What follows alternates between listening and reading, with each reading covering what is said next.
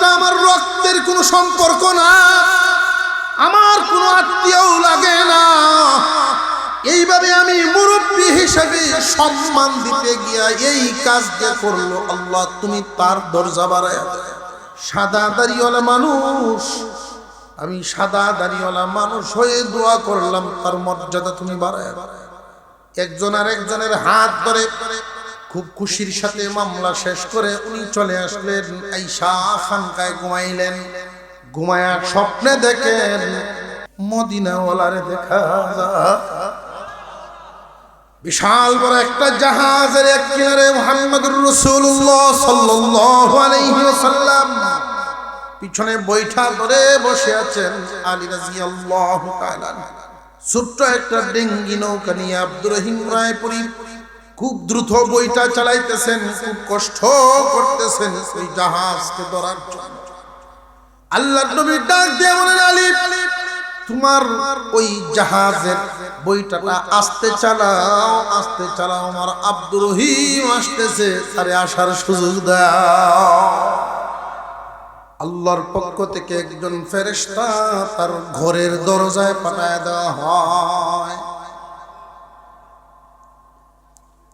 ফেরেশতার দায়িত্ব হলো মাহফিল পর্যন্ত বান্দা আসতে কতটা কদম লাগাইলেন, কতটা কদম ব্যয় করলেন, এটা গণনা করা। প্রত্যেকটা কদমে গুনাহ কাটো নেকি লিখো, গুনাহ কাটো নেকি লিখো, এই হলো ফেরেশতার কাজ। আরো জোরে কান সুবহানাল্লাহ। মাহফিল পর্যন্ত যখন বান্দা সামিয়ানার নিচে ঢুকার শুরুতেই আল্লাহ বলেন তার পিছনের সমস্ত সগীরা গুনাহ মাফ। শীতের মৌসুমে গাছের পাতাগুলো যখন শুকায় যায়, ভারী বাতাসের ধাক্কা লাগলে যেমনি জড়িয়ে সব শুকনা পাতা পড়ে যায়, অনুরূপ ভাবে বান্দার গুনাহগুলো এইভাবে ঝরতে থাকে। বান্দা যখন এখানে এসে বসেন আলেমদের মজলিসে, দিলের ভিতরে আজমত, দিলের ভিতরে মুহাব্বত, আজমত আর মুহাব্বত অন্তর নিয়ে যখন আলেম ওলামাদের মজলিসে বসেন, এই কথার আসর করতে থাকে বান্দার অন্তরে। কথার আসর হয়, আসরের কারণে বান্দার নিয়ত পরিবর্তন হইয়া যদি মনে মনে তওবার ইরাদা করে, আমি তওবা করলাম, জীবনে আর গুনাহ করব না। গুনাহ কি? গুনাহ হলো আল্লাহর আদেশ এবং নিষেধ এইটা বুঝে আমল করা। আল্লাহর আদেশ এবং নিষেধ বুঝে আমল করা নেকি, অমান্য করাই গুনাহ। আল্লাহর আদেশ পালন করেন নাই গুনাহ, আল্লাহর নিষেধ মানেন নাই, এটা গুনাহ। আল্লাহ আদেশ করেছেন, অর্থাৎ সহজ কথায় যেটা মনে রাখবেন, ফরজ ওয়াজিব, ফরজ ওয়াজিব আর হারাম কাজ, বাউন্ডারিটা খেয়াল করেন। ফরজ ওয়াজিব ছাড়া যাবে না, হারাম কাজ করা যাবে না। এইরকম একটা ইরাদা, একটা নিয়ত যদি কোনো মানুষ এখানে বসেই করে ফেলেন, আল্লাহ পাক রব্বুল আলামিন বান্দার পিছনের কবিরা গুনাহ মাফ করে দেন। প্রিয় হাজির, এই সমস্ত মজলিসে আসা কিছু সবক নিয়ে যাওয়া, আলেমদের মজলিসে বসা, মনের কিছুটা পরিবর্তন আসা। আমাদের প্রত্যেকেরই কোনো না কোনো একটা লক্ষ্য, কোনো না কোনো একটা উদ্দেশ্য। মাহফিলে আসার সময় যে একটা নেক কাজে শামিল হই, সবসময় এই বিষয়টাই খেয়াল রাখবেন যে আল্লাহ কিভাবে খুশি হবে, আল্লাহ সন্তুষ্টির জন্য এখানে আসা। শুধু একটা টার্গেট নিয়ে আসা, বিষয়টা এমন যেন না হয়। কি টার্গেট? ঢাকার হুজুরের কথা শুনে, নেত্রকোনার হুজুরের কথা শুনে, সিলেটের হুজুরের কথা শুনে, এরকম না, আল্লাহকে খুশি করার জন্য উলামায়ে কেরাম আসতেছেন আলেমদের জবান থেকে কোরআন হাদিসের কথা শোনা। শুধু ব্যক্তিকে টার্গেট করে আসলে ব্যক্তি বিদায়, জনগণ বিদায়। ঠিক না বেঠিক? এমন হয়নি না? হয় না? এইরকম টার্গেট না করা। বার্ষিক মাহফিল যে আমরা কোরআন হাদিসের আলোচনা শোনার জন্য আজমতের সাথে এখানে বসলাম। আলোচনা যেই করো কোরআন হাদিস যদি বুঝাইতে পারে আমরা শুনবো না কেন? আমি আপনাদের সামনে একখানা আয়াতে কারিমা তিলাওয়াত করেছি, নবীজির একখানা হাদিস পাঠ করেছি। এই আয়াত এবং হাদিসকে সামনে রেখে কিছু কথা বলবো। খুব বেশি লম্বা চূড়া সময় না। এরপরে যারা আসতেছেন ধারাবাহিকভাবে আজকের মাহফিলের মেহমান আছেন আল্লামা খালিদ সাইফুল্লাহ আইয়ুবী সাহেব বরকাতুহুল আলিয়া। সবসময় যাকে মিলানোটা সম্ভব হয় না, ওনারা ব্যস্ত মানুষ, যেদিকে যান সেদিকেই মানুষ একটু বরকত নিতে চায়, জায়গায় জায়গায় বসাইতে চায়, থামাইতে চায়।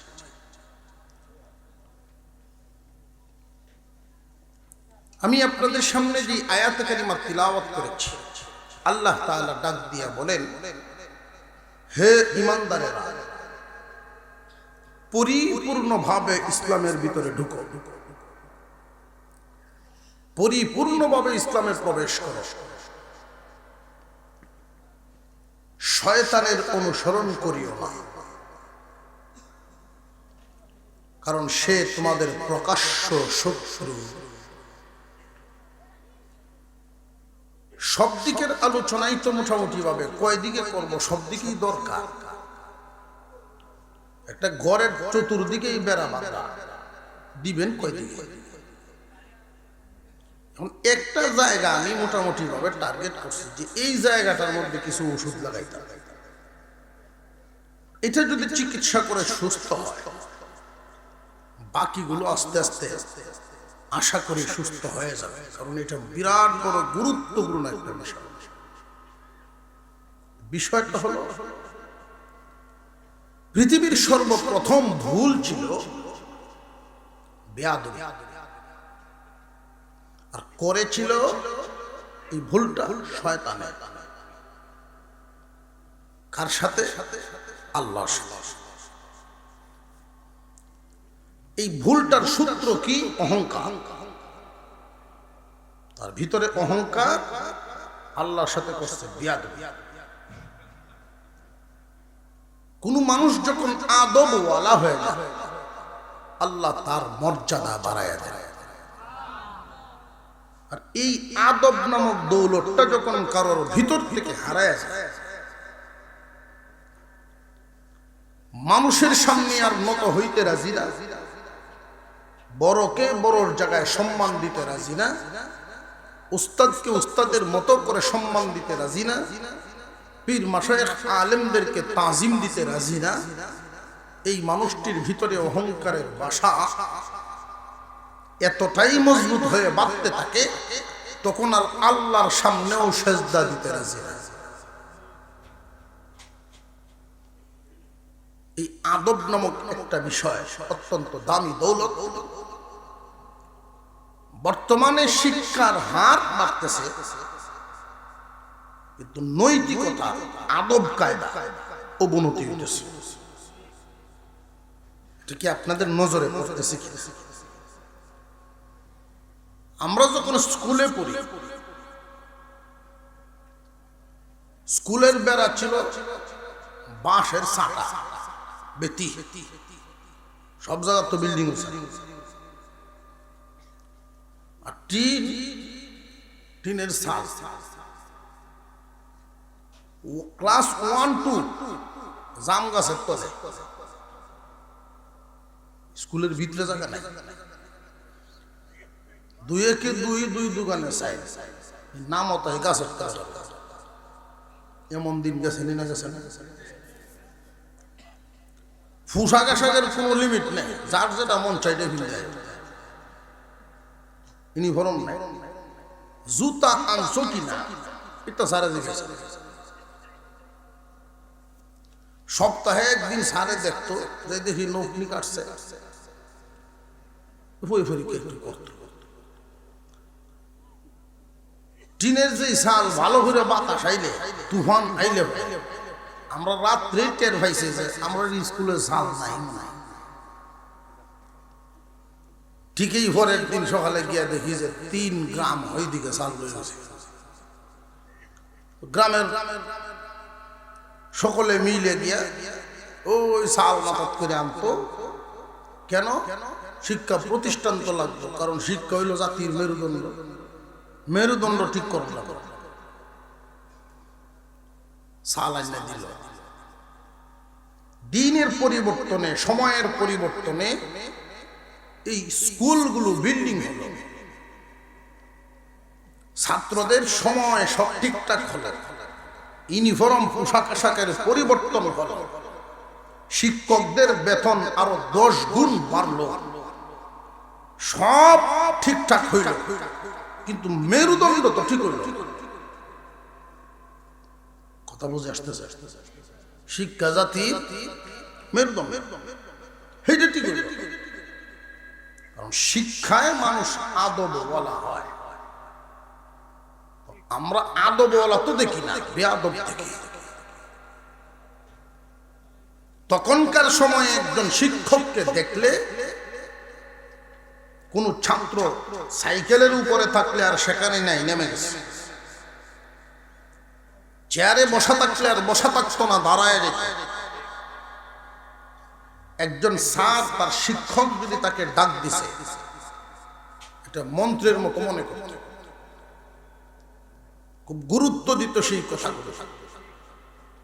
আর এখন শিক্ষিতর হার বাড়তেছে, কিন্তু মেরুদণ্ড নাই। মেরুদণ্ড নাই কেন? শিক্ষিত হয়েও যদি শিক্ষকের উপরে হামলা করে, এমন শিক্ষিত তো অশিক্ষিতর চেয়ে নিকৃষ্ট। দিন যত যায় আদব কায়দা দিন দিন কমে। ওলামায়ে কেরামের সামনে বসলে পরে কিছু সবক নিয়ে যাওয়া,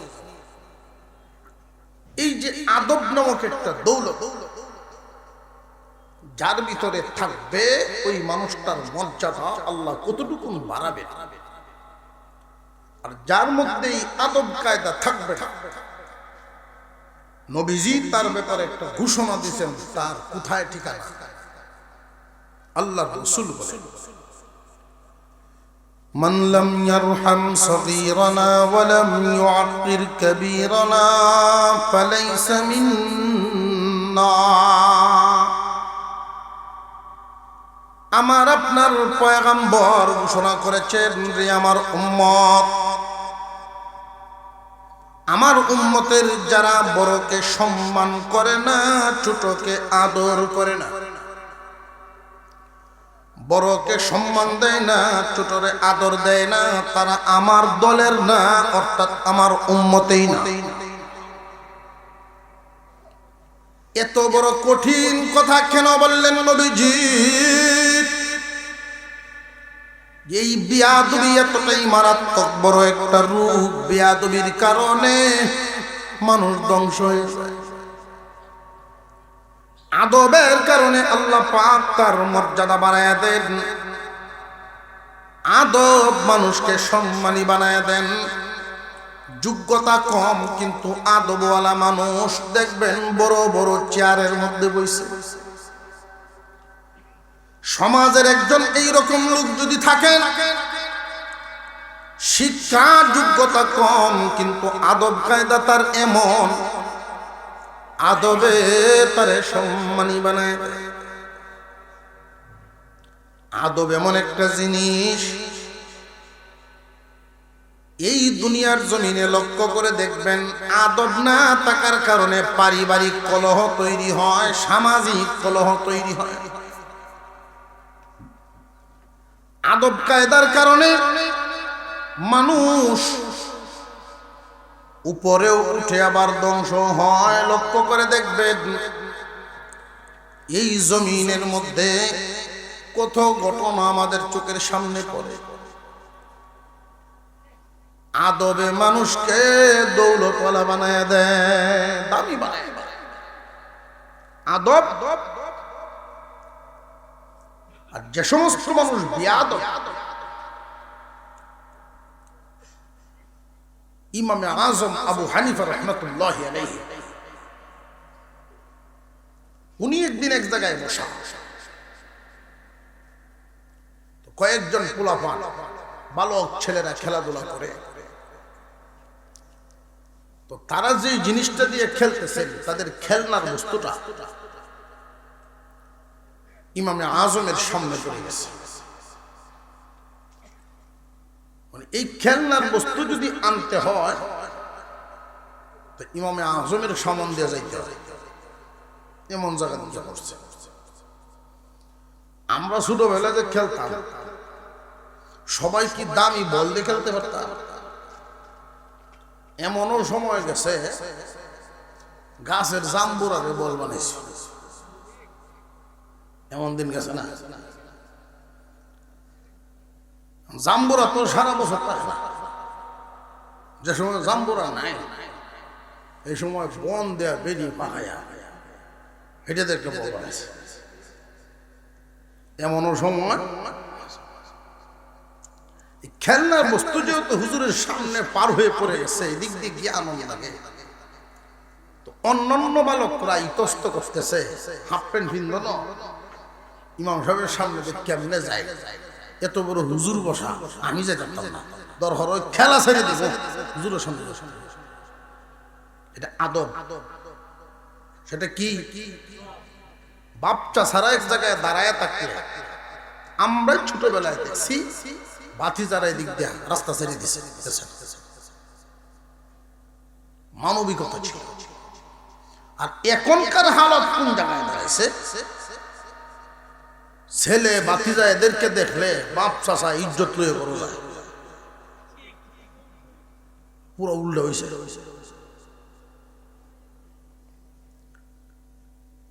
ইমামে আজম রহমতুল্লাহ সামনে কেউ যাচ্ছে না। এক ছেলে কয়, ইমামে আজম হয়েছে তো কিছু হয়েছে, তার সামনে গিয়ে আনলে কি হইব? তোরা দেখিস আমি যাইতেছি। এই ছেলেটা যেই দিক দিয়ে যাওয়ার কথা ওই দিক দিয়ে না গিয়া আরো কাছে দেখেছে, উফতামি করে। দূরে দেও যাইতে পারত, কিন্তু হুজুরের একদম লাগালাগি সামনে যখন একটু বেয়াদবি করে গেছে, ইমামে আজম রহমতুল্লাহ আলাইহি তার দিকে তাকাইছে। তাকায়া বলতেছেন, এই ছেলেটা ঠিক নাই, খোঁজ নিয়ে দেখ। খাদেম তো চিন্তায়, হুজুর বললেন খোঁজ খবর নিয়ে দেখেন সত্যি ঘটনা সঠিক। বিয়াদবি, বিশেষ করে আলেমদের সাথে বিয়াদবি করে, জন্মের ঠিক থাকলে, সিলসিলা ঠিক থাকলে আলেম ওলামাদের সাথে মুসলমান সন্তান বিয়াদবি করতে পারে। আল্লাহর রাসূলের হাদিস, কথাটা ভালো করে মনে রাখবেন, মান লাম ইয়ারহাম সগীরানা ওয়া লাম ইউআক্কির কাবীরানা ফালাইসা মিন্না। ছোটকে যে আদর করে না, বড়কে যে শ্রদ্ধা করে না, সে আমার উম্মতি না, উম্মতি না। আমরা তো দেখতেছি সমাজে অমুক অমুক আলেমদের সমালোচনা করে, কিন্তু আমরা তো জানি এরা মুহাম্মদুর রাসূলুল্লাহর উম্মত, মুসলমান গণ্য হয়, জুম্মত যায়, কুরবানি দেয়। এমন এমন কিছু বিষয়াদি আছে যেটা সমাজে অনেক গোপনীয়তার সাথে চলে। জন্মে ঝামেলা কেমনে, বিয়াদব সন্তানাদি খুব মনোযোগের সাথে কথাটি শুনবেন। সমাজে এমন পরিবারও আছে যেই পরিবারের ব্যাপারে আমাদের ধারণা হইল তারা স্বামী স্ত্রী, সমাজের মানুষে জানে স্বামী স্ত্রী, কিন্তু আল্লাহ তো জানেন, আল্লাহর কাছে সব প্রকাশ, এখানে গোপন নেই। কই লুকাইবা? আল্লাহ পাক রব্বুল আলামিন জানেন এরা স্বামী স্ত্রী না, কারণ ঝগড়া লাইগা গোপনে একজন আর একজন তালাক দিয়ে রাখছে। রাগ যখন উঠছে তালাক দিয়া এরপরেও দামা সাফা দিয়ে লইয়া খায়, এমন পরিবার সমাজে আছে না নেই? এইরকমই একটা ইমাম আজমের সামনে বিয়াদবি করে বসছে। ইমাম আজম বলেন জন্মে ঝামেলা আছে। আল্লাহর পয়গম্বরের উম্মত যদি বিয়াদব হয়, নবীজি বলেন আমার দলের না, আমার উম্মত না। লক্ষ্য করে দেখো গুরালিতে ঝামেলা। আর আদবওয়ালা মানুষের মর্যাদা আল্লাহ পাক কেমন বাড়ায় দেন, আদবে মানুষ কার কাঙ্ক্ষিত লক্ষ্যে পৌঁছে যান। বর্তমান সমাজের মধ্যে, পরিবারের মধ্যে, আত্মীয়তার মধ্যে এই যে বিষয়টা অত্যন্ত পরিমাণে, খুব বেশি পরিমাণে ঘাটতি, আদব কায়দার ঘাটতি। দুই ভাইয়ের মধ্যে গন্ডগোল, আদব কায়দার কারণেও গন্ডগোল। এক ভাই আরেক ভাইকে মানতে রাজি না, আদব নাই, বড়কে সম্মান নাই, আদব কায়দা নাই। সামাজিকভাবে এগুলো খুব খেয়াল করবেন। একজন আর একজনকে যদি সম্মান দেয়, সম্মান কমবে না, বরং তার সম্মান বাড়াইবেন কে? এই আদব কায়দাটা এত দামি এক দৌলত। আজকে আমরা সন্তানাদি লালন পালন করি, তো সন্তানদেরকে আমরা এই নসিহতগুলো করি।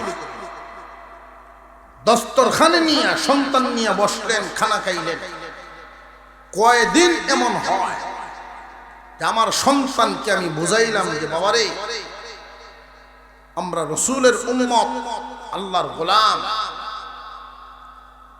যতদিন বেঁচে থাকবা নামাজ পড়বা, হালাল খাইবা, এই নসিহত আপনি বাবা সন্তানকে কয়দিন করলেন?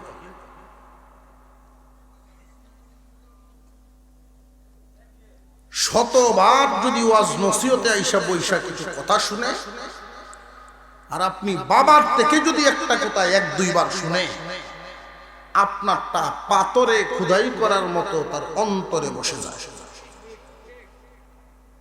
তো আপনি বাবা হয়ে সেই দায়িত্ব পালন করেন, আদব কায়দা শিখান না। যদি আদব কায়দাওয়ালা মানুষটা হয়, আল্লাহ তার মর্যাদা বাড়ায় দেন। কেমন বাড়ানো? বানান। ভারতবর্ষে একজন ওলি ছিলেন, ওনার নাম আব্দুর রহিম রায়পুরী রহমতুল্লাহি আলাইহি। মুরিদ ছিলেন, আর একজন পীরের পীর মারা গেছেন। আব্দুর রহিম রায়পুরী রহমতুল্লাহি আলাইহি যেই পীরের মুরিদ, পীর যখন মারা গেলেন এজাজত দিয়েছিলেন যিনি মারা গেছেন উনি নিজেও এজাজত পাইয়া আরো হাজার হাজার মুরিদ বানাইছে, খানকা জমছে, চলতেছে দিনকাল। যখন ওনার পীর মারা গেল, আব্দুর রহিম রায়পুরী মনে মনে ভাবেন আমার তো আর একজন পীর দরকার, লাইনটা তো লাগানো লাগবে সঙ্গে। সমাজের মধ্যে বেশিরভাগ মানুষই এটা বুঝে না পীর মুরিদির বিষয় কি, মুরিদ কেন হন এটা অনেকেই বুঝে না। অনেকেই মনে করেন এমন পীর মারা গেছেন আর পীর ধরা যাবে না, এটা মনে করেন। পীর মানে কি, পীর ধরার উদ্দেশ্য কি এটাই জানে না। পীর ধরার উদ্দেশ্য, মুরিদ হওয়ার উদ্দেশ্য হলো রাস্তা সঠিক করা, চলা শিখা, সহি পথ তালাশ করা। নিয়ম নীতি আপনি জানেন না। একজন পীর ধরে রাখলেন, দুনিয়াবি পরকালীন সব বিষয়ে যেন পরামর্শ করতে পারেন। যার সাথে পরামর্শ করবেন উনি হলেন পীর। পীর মানে হলো মুরব্বী। পীর মানে কি? আমরা সমাজে বেশিরভাগ মানুষ পীর ধরে পরকালে যাতে ভাব হইতে পারে। অনেকের মুখে এটা শুনতে যে দর্শী একজন আর চিন্তা নেই, মানে হ্যাঁ দর্শী, যারে দর্শী তার দড়ি পার হয়ে গেল। আরে বাবা, যারে তুমি ধরছো হের কি গতি, এই চিন্তা তো বুঝতে হবে। হাসরের মাঠে কত মানুষ, একমাত্র আমার আপনার পয়গম্বর ছাড়া সকলেই ইয়ানাফসি ইয়ানাফসি করে। তো এই মুরিদরা পীর খুঁজতে থাকবো হাসরের মাঠে। পীর খুঁজে খুঁজে বাইর করবো। কি বাইর করবো? এত মুরুগ এত গরু যে দিলাম,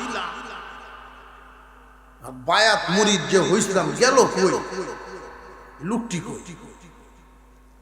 যারা বলছিল যে চিন্তা করিস না, এই নামটা শুধু জফিস, সেও যখন এই এমন এক কথা শুনছে পীরের কাছ থেকে যে চিন্তার কোনো কারণ নাই, তো নামাজেরও দরকার নেই, চিন্তার কোনো কারণ নাই, হালাল হারামেরও দরকার নেই, নামাজও পড়ে না, হালাল হারামে চিন্তা করে ধুমছে সুদ খান। বছরের শেষে উরসও যায়, মোটা হাদিয়া দিয়া পীরের জগৎ লইয়া গেল। তাদের ধারণা হইল ভার হইতে আর কোনো সমস্যা নেই। হাসরের মাঠে খুঁজেকে বাইর করবে, বাইর করে ধরবো। বাবা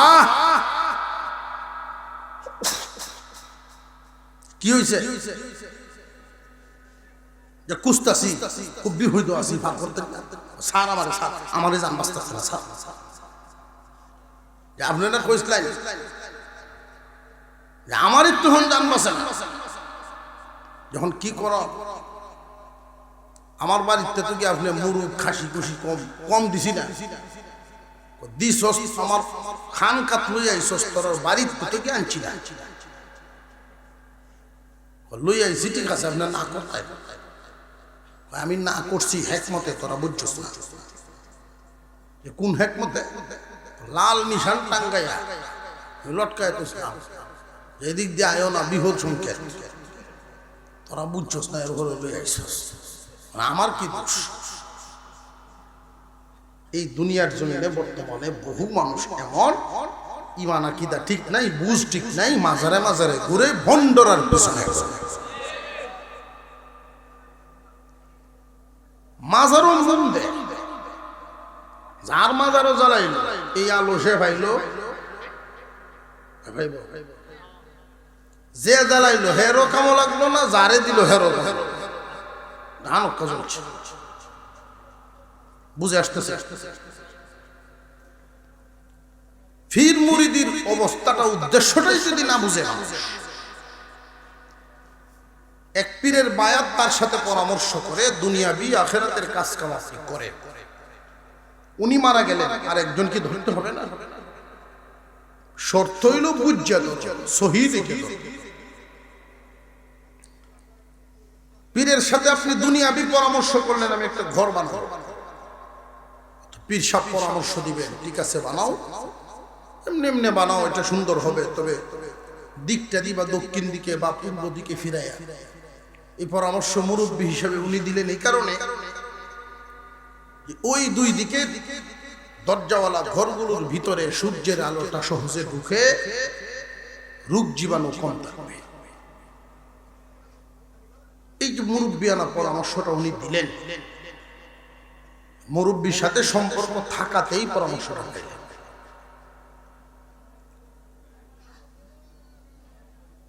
মুরব্বিদের সাথে সম্পর্ক রাখা, পীর আউলিয়াদের সাথে সম্পর্ক রাখা এর মানে এই না যে এদেরকে আমরা আল্লাহ বরাবর মনে করতেছি, এরকম না। না বুঝলে আল্লাহর যেই গুণ, আল্লাহরে অত ডরানি করায় না, ফিরে যেটা বানায়। আব্দুর রহিম রায়পুরী রহমতুল্লাহি আলাইহির পীর মারা গেলেন। উনি মনে মনে ধারণা করলেন, আমার তো আরেকজন পীর দরকার, ওনার সাথে সম্পর্ক করা দরকার, যার পরামর্শে আমি বাকি জিন্দেগি চলতে পারবো। চলে গেলেন তিনি রশিদ আহমদ গঙ্গোহীর দরবারে। রশিদ আহমদ গঙ্গোহী রহমতুল্লাহি আলাইহির দরবারে গিয়া আরজ জানাইলেন, শেখ আমি আপনার কাছে বায়াত হওয়ার জন্য আইছি। রশিদ আহমদ গঙ্গোহী বলেন, আপনি আমার কাছে কি বায়াত হবেন? আপনার নিজেরই তো হাজার হাজার মুরিদ আছে। বুঝে ফেলেছেন তিনি, ঘুরে গিয়া সব মুরিদদেরকে জমায়েত করলেন, মাপ চাইলেন যে বাবারা তোমাদেরকে মুরিদ করব তো দূরের কথা, পীর সাইজা বৈশা রইছি, পীর হইব দূরের কথা, মুরিদ হওয়ার যোগ্যতাই এখনো নাই।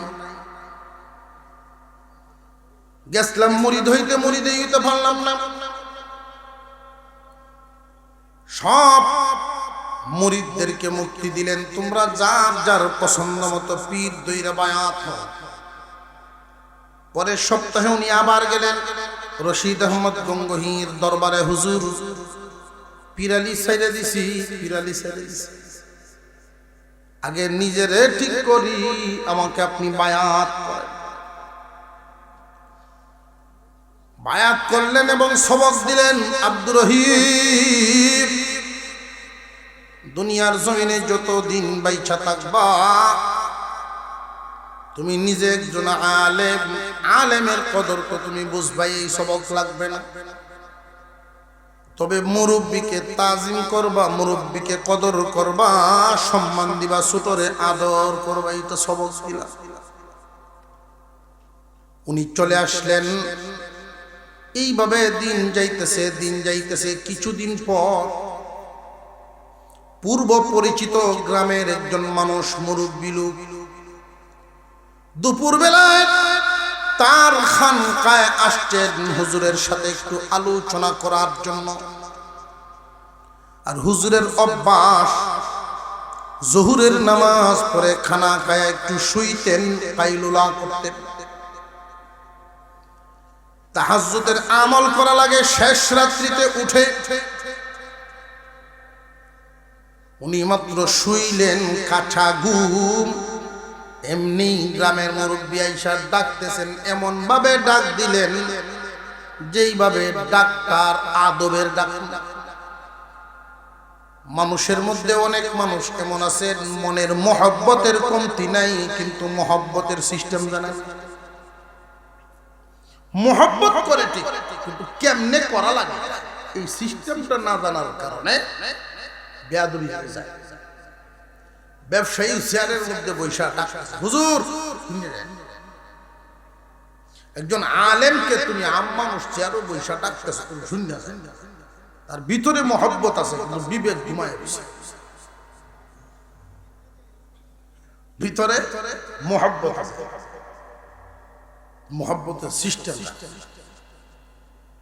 হুজুরের সাথে তুমি এক কাপ চা খাইবা, এখান থেকে উঠে হুজুরের কাছে যাও, গিয়ে আরজটা পেশ করো। যদি ওনার মর্জি হয় তোমার কপাল ভালো, উনি আইবেন। আর মর্জি যদি না হয় তুমি এখান থেকে ডাকবা, আর উনি যদি তোমার ডাকটা না আসেন পাঁচজনে শুনলে কোনো বাবা হুজুর তো তার ডাকে আইল না, হুজুরের ভিতরে কি অহংকার কিনা, এরপরে তুমিও তো বেয়াদবি করে বসে। তা আমরা অনেক সময় অনেককে এই কথাগুলো বুঝাই, আপনি আমার ডাক দিতে পারেন না, আরেকবার থেকে ডাক দিয়ে না, আপনি আসবেন। বা আমার ক্ষেত্রে না হোক, অন্য কোনো আলেমকেও যদি প্রয়োজন মনে করেন, আপনি তার কাছে যান। মুরব্বী মানুষ আদব জানেন না, ডাকতেছেন হুজুর মেসাব ওবা মেসাব ডাকতেছেন। শেষ পর্যন্ত ধাক্কা দিচ্ছে, যেই ধাক্কা মারছেন হুজুরের তো কাঁচা ঘুম ভাঙছে আর চোখ লাল হয়ে গেছে। কাঁচা ঘুম ভাঙলে চোখ লাল হয়ে গেছে, লাল চোখ তাহায়া আপনি বুড়া মানুষ এখনো ডাক দেওয়া শিখছে না, জুতা তো এই দৌড় এক দৌড়ে ওরা বাড়ি আর ভিতর ফেরে সামনে আমি একজন আলেমরে কষ্ট দিয়েছি, একজন আলেমরে কষ্ট দিয়েছি, কইতেছে না দৌড়তেছে।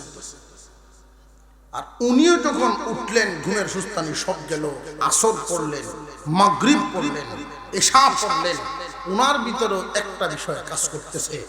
যেমনই হোক মানুষটা তো বুড়া মানুষ ছিলেন, মুরব্বী মানুষ ছিলেন, উনারে যে আমি ধমক মারব,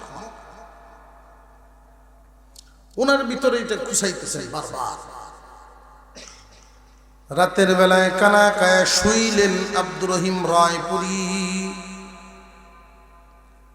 উনার মনে মনে বারবার এটাই উদয় হচ্ছে, যদি আজকে রাতেই আমি দুনিয়ার জমিন থেকেই বিদায় হই, কিয়ামতের কঠিন ময়দানে পয়গম্বরের সামনে আমি কোন মুখে দাঁড়াইব? আমার আমল নামার সর্বশেষ কাজটা, সর্বশেষ আমল হবে বেয়াদবি, মুরব্বির সাথে বেয়াদবির আমল। না, এই মামলা নিয়ে দুনিয়া ছাড়া যাবে না, দুনিয়ার মামলা দুনিয়াই শেষ করতে হবে। ঘুমান নাই, সাথে সাথে উনি উইটা গেলেন, উইটাই ছদ্মবেশে একটা চাদর জড়ায় গায়ে ওই গ্রামের উদ্দেশ্যে, ওনার বাড়ির উদ্দেশ্যে রওনা দিলেন। গভীর রজনী, ঠান্ডার রাত, 3 মাইল হাইটা গেলেন উনি নিচে, 3 মাইল হাইটা গেছেন ওনার বাড়িতে। খুব ভালো করে মনে রাখবেন, একটা মাসআলার মতো এই কথাটা মনে রাখবেন। আল্লাহর দেওয়া ইলম পান যারা, সম্মানী হন তারা। কম বয়সের একজন আলেম যদি চেয়ারের মধ্যে বসা থাকে, বুড়া মুরব্বী মানুষ এখানে আইসা দাঁড়াইছেন, আলেম যদি চেয়ার থেকে না দাঁড়ান অপরাধী হবে না। আলেম যদি না দাঁড়ান, এই জন্য ওনারা অপরাধী কেউ বলতে পারবে না। বুঝতে হবে উনি তো ইলমওয়ালা মানুষ, বয়স কম হোক কোরআন হাদিসের জিম্মাদার।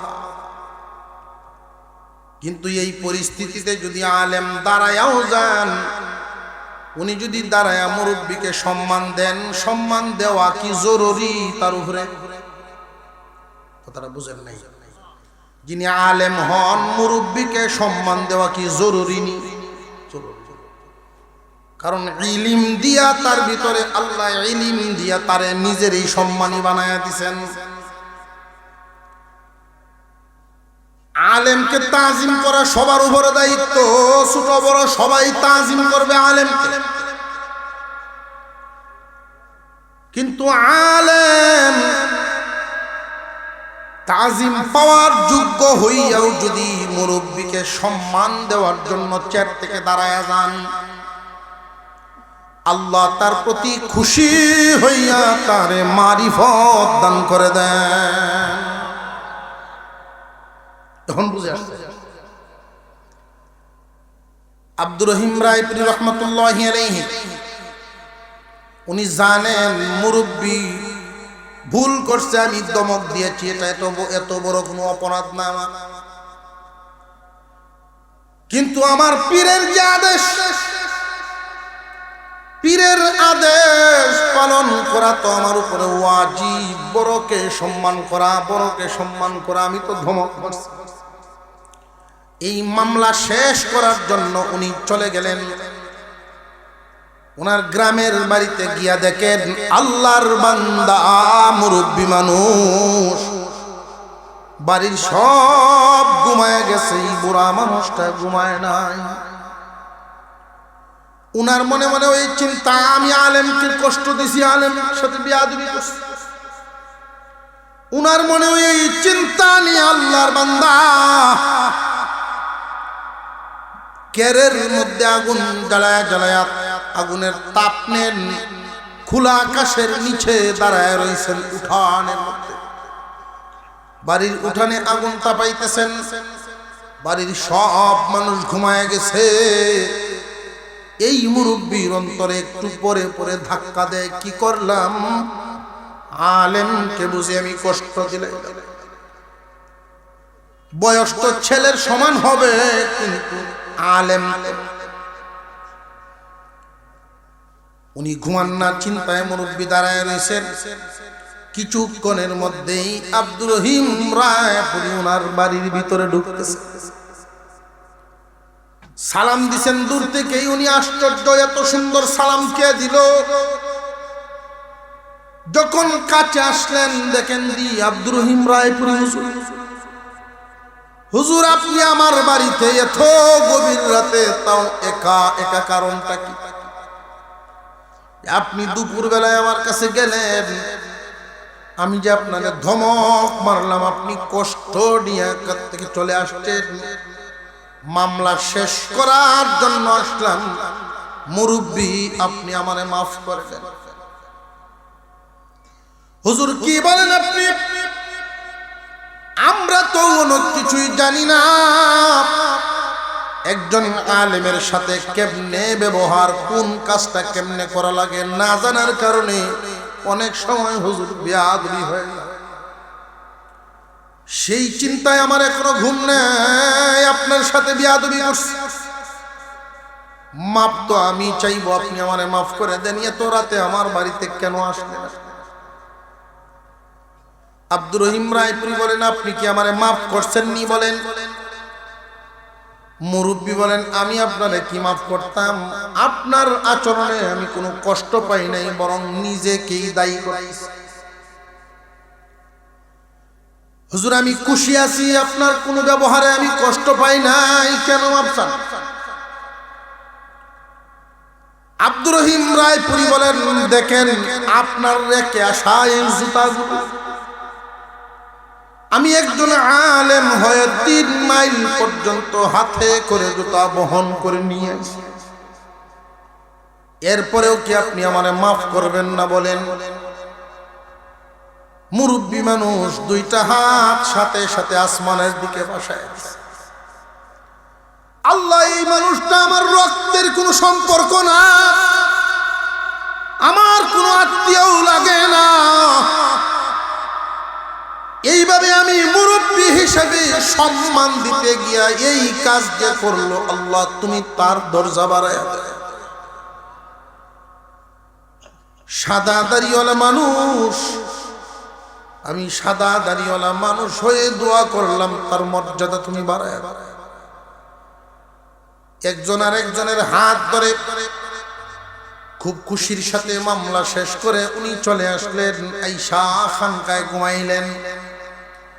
ঘুমায়া স্বপ্নে দেখেন মদিনাওয়ালারে দেখা যায়।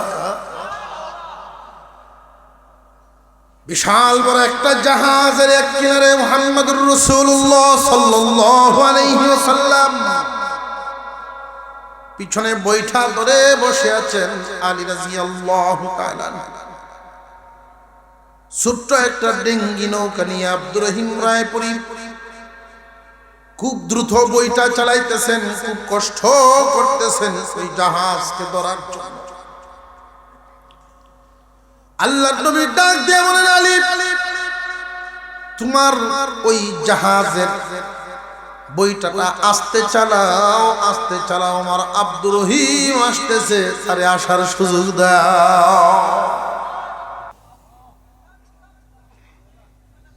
আল্লাহ পাক রব্বুল আলামিন আদব কায়দার মাধ্যমে মানুষের মর্যাদা বাড়ায় দেয়।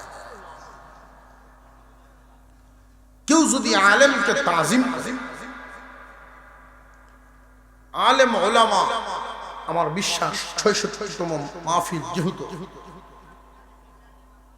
তাহলে এই গ্রামে অনেক উলামায়ে কেরাম আছে। আল্লাহ যাদেরকে যে নিয়ামত দান করেন সেই নিয়ামতের কদর করেন। আমরা তো মনে করি আম জাম কাঁঠাল এগুলো খায়া শুধু শুকরিয়া আদায় করার নামে নিয়ামতের সাথে। যাকে যে নিয়ামত আল্লাহ দান করেন সেই নিয়ামতের শুকরিয়া যদি আদায় করে আল্লাহ নিয়ামত বৃদ্ধি করে দেন। আর যদি শুকর আদায় না করে, নাফরমানি করে, আল্লাহ ছিনায় নেন। এইখানে একটা কথা, সূক্ষ্ম কথা মনে রাখবেন, আমরা অনেক সময় লক্ষ্য করি আলেমের সন্তান আলেম হয় না, পীর সাহেবের সন্তান, শাইখুল হাদিসের সন্তান আলেম হয় না। এই জন্য কিছু মানুষের বোধ ধারণা, কুধারণা আসে যে মনে হয় তলে তলে কোনো সমস্যা আছে, গোপনীয় কোনো সমস্যা আছে, নইলে এত বড় হুজুরের সন্তান দিয়ে আলিম হইল না। ভাই কথাটা মনে রাখবে, ইউসুফ আলাইহিস সালামের যে আব্বা ছিলেন ইয়াকুব আলাইহিস সালাম, ইয়াকুব নবীর ছেলে সন্তান 12 জন। 12 জনেই কি নবী হইছেন না একজন? ইউসুফ আলাইহিস সালাম। তবে বাকিরার কিন্তু জ্ঞান ধারণা ছিল, বিশেষ করে 10 ভাইয়ের জ্ঞান ধারণা ছিল যে তাদের 10 জনের কাউকে আল্লাহ যেন নবুয়ত দেন।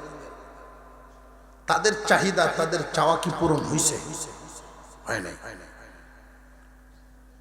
কেন হয় নাই? যে তারা ইয়াকুব আল-মান দিতেন বাবা হিসাবে, নবী হিসাবে। তারা তাদের অন্তর থেকে ইয়াকুব আলাইহিস সালামকে সম্মান দিতেন বাবা হিসাবে, নবী হিসাবে। আর ইউসুফ আলাইহিস সালাম বাবাকে সম্মান দিতেন বাবা হিসাবেও, নবী হিসাবে। আপনাদের এই গ্রামে যে সমস্ত উলামায়ে কেরাম আছেন, হয়তো কারো ভাই নইলে কারো চাচা নইলে কারো মামা, এরকম সম্পর্কিত আছে। সম্পর্কের একটা মর্যাদা, আদর কদর, মূল্যায়ন তো থাকবেই। উনি যে আলেম, সেই আলেম হিসেবে মর্যাদা আলাদা একটা থাকে। আপনার কোন ছোট ভাইও যদি তিনি হন কোরআনের হাফেজ, ভাই হিসেবে একটা আদর হবে, কোরআনের হাফেজ হিসেবে আর একটা মূল্যায়ন। এটা যদি করতে পারেন, আলেম হাফেজ নামক নিয়ামত আপনার বংশধারায় আল্লাহ চালু রাখবেন, নইলে চিনায় নেবেন।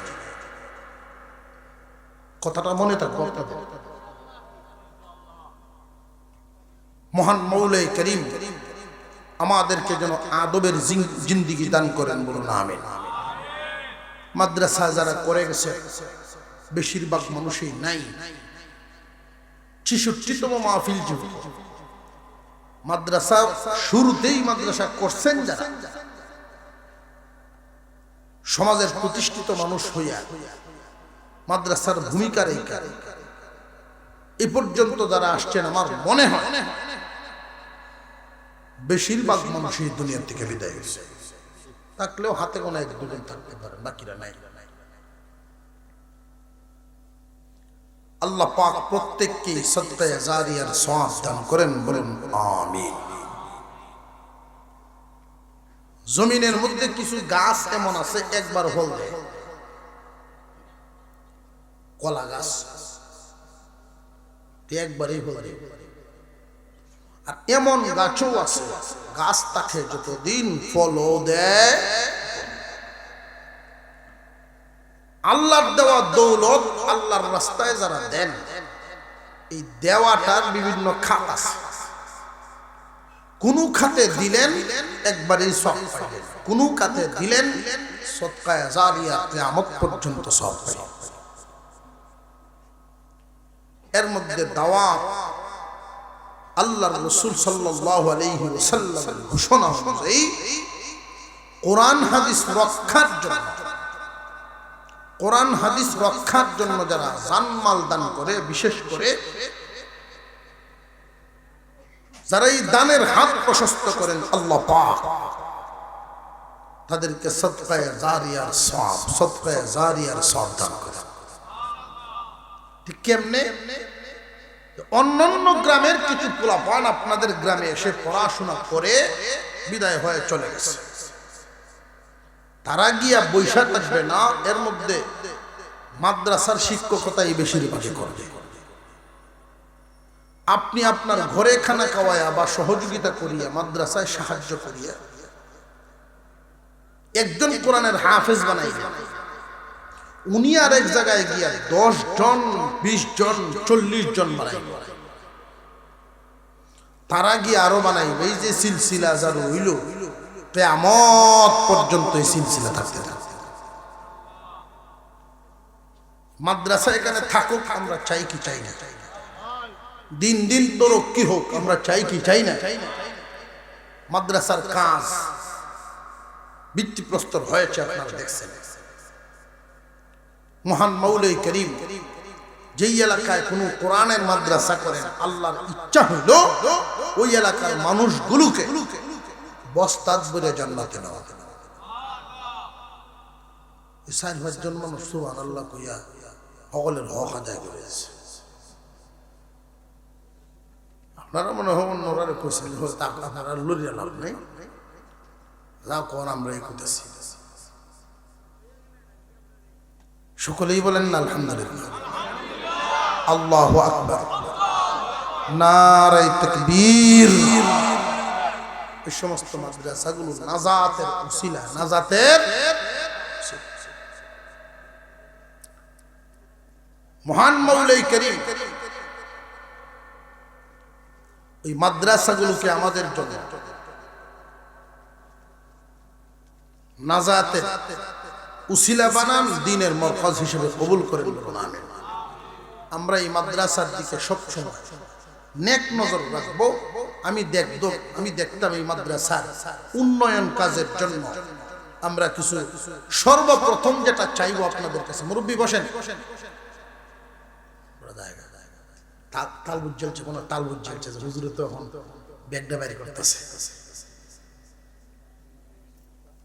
মাশাআল্লাহ।